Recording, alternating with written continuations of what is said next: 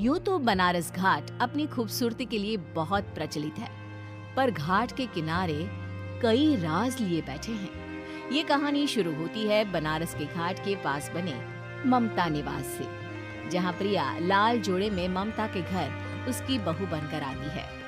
आओ आओ बहू, घर को अपने पैरों से पवित्र करो।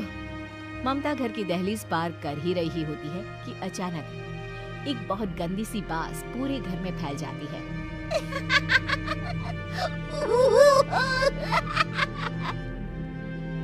ये बदबू और ये आवाजें, ये कौन हंस रहा है माँ? अब ये पड़ोसी ना हमारे थोड़े अलग से है। कहाँ हम शाकाहारी और ये मांस मच्छी खाने वाले। छोड़, तू ध्यान मत दे और गृह प्रवेश कर। और हाँ बहू, अपनी सास की एक बात हमेशा याद रखना, इन पड़ोसियों से तो कभी बात नहीं करेगी। अच्छे लोग नहीं है ये। अपनी सास की ये बात मानेगी ना बेटा? हाँ माँ, जो आपकी मर्जी, मैं उनसे बात नहीं करूंगी। अगले दिन प्रिया अपनी पहली रसोई बनाने रसोई घर में जाती है। ये छोक की बात तो नाक में जा रही है। एक काम करती हूँ, खिड़की खोल देती हूँ। प्रिया खिड़की खोलने जाती है। इतने जाले, लगता है इस खिड़की को कभी खोला ही नहीं गया। पर ऐसा क्यों? ओह, नॉन वेज की स्मेल आती होगी ना। 2 मिनट के लिए खोल लेती हूँ, फिर बंद कर दूंगी। प्रिया खिड़की खोलती है। खिड़की खोलते ही उसकी नजर सामने वाले घर की खिड़की पर पड़ती है, जहाँ एक लड़की खड़ी होती है, हाथों में मेहंदी, लाल रंग की साड़ी, बिल्कुल सजी धजी, मानो प्रिया की तरह ही वो भी नई नवेली बहू हो। वो प्रिया को देखकर मुस्कुराती है। हे भगवान, माँ ने तो इनसे बात करने को मना किया था। प्रिया फौरन ही खिड़की बंद कर देती है और तवे पर चढ़ी रोटी की ओर देखने लगती है, पर वहाँ रोटी न होकर मछली पड़ी होती है।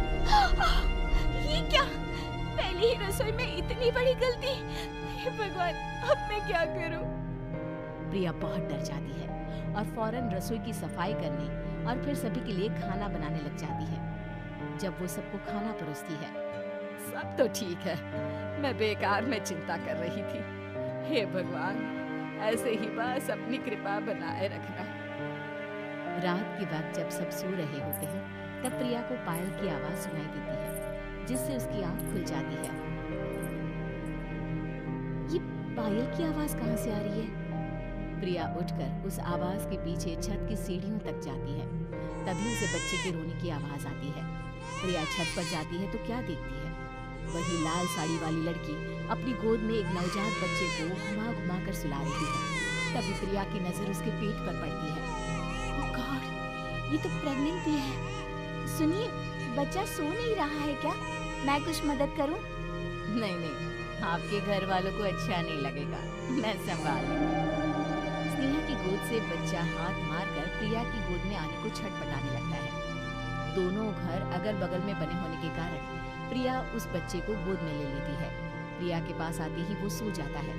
बच्चे का वो स्पर्श रात भर प्रिया भूल नहीं पाती और अगली सुबह वो छत पर कपड़े सुखा रही होती है, तभी उसे एक औरत इशारा करके बुलाती है। स्नेहा कह रही थी, बाबू तुम्हारी गोद में आते ही सो गया। मैं गौरी, स्नेहा की माँ हूँ। बहू, घर आना, बाबू को खिला भी लेना। शाम को जब घर पर कोई नहीं रहता, बच्चे से मिलने के लिए प्रिया छिपकर अपनी पड़ोसन के घर चली जाती है और कुछ देर बच्चे को खिलाकर वापस लौट आती है। इसके कुछ दिन बाद ही प्रिया को पता चलता है कि वो माँ बनने वाली है। ममता की खुशी का ठिकाना नहीं रहता।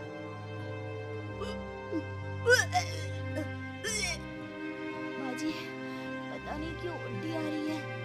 प्रिया भागती हुई वॉशरूम में जाती है तो हरे और लाल रंग की उल्टी करती है। उस उल्टी में से कीड़े निकलते हैं। ये क्या? खून और ये कीड़े! माँ! माँ! प्रिया की आवाज सुनकर ममता दौड़ कर आती है, पर बेसिन में कुछ नहीं होता। प्रिया हक्की बक्की रह जाती है। ये सब क्या हो रहा है? प्रिया घबरा जाती है और अपने कमरे में जाकर सो जाती है। डर के कारण वो इतनी थक जाती है कि उसकी आंख लग जाती है। तब उसे ऐसा लगता है उसके पेट पर मानो कोई बैठा हुआ हो। कौन हो? प्रिया के पेट पर एक 5 महीने की बच्ची बैठी हुई थी, जो बुरी तरह जली हुई थी।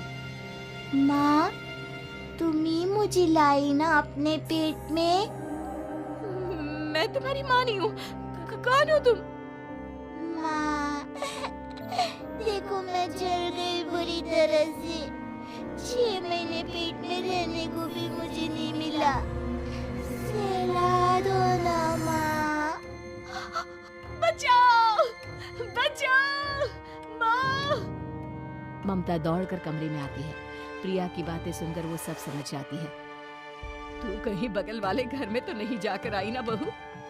मुझे माफ कर दो, मैं गई थी माँ। उस घर में सब मरे हुए हैं बहू। कई साल पहले स्नेहा उस घर में बहू बनकर आई थी। कुछ ही दिन में वो एक बच्चे को जन्म देने वाली थी।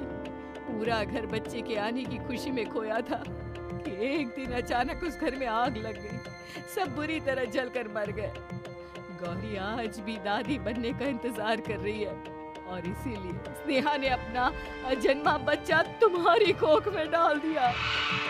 ममता ये कह रही होती है कि पीछे से उसके पैरों को एक बच्चा पकड़ लेता है।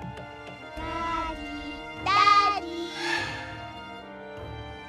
माँ, स्नेहा की गोद में यही बच्चा था। ये बच्चा कौन है फिर? तेरी मौत है। तेरी भी दादी। जिस चीज का ममता को डर था वही हो गया। ममता निवास के ऊपर मौत ने चादर बिछा दी थी। प्रिया का पेट ऐसे बढ़ जाता है मानो 9 महीने का हो। 2 हाथ उसके पेट से बाहर निकलते हैं। बहू, संतोष को फोन कर, किसी पंडित जी को बुला बहू। प्रिया का पति भागता हुआ घर आता है। ये तो होना ही था माँ। तेरा बाप तेरे सामने आ गया तो तू सह नहीं पा रही है। स्नेहा घर में आग लगी नहीं थी, माँ ने लगाई थी प्रॉपर्टी की लालच में। और वो बच्चा मेरी पहली पत्नी का बच्चा है, मेरा बेटा, जो कि उस आग की चपेट का शिकार हो गया था। मैंने तुमसे ये सब माँ के कहने पर छुपाया था। मुझे माफ कर दो प्रिया। तुम अगर चाहो तो यहाँ से जा सकती हो।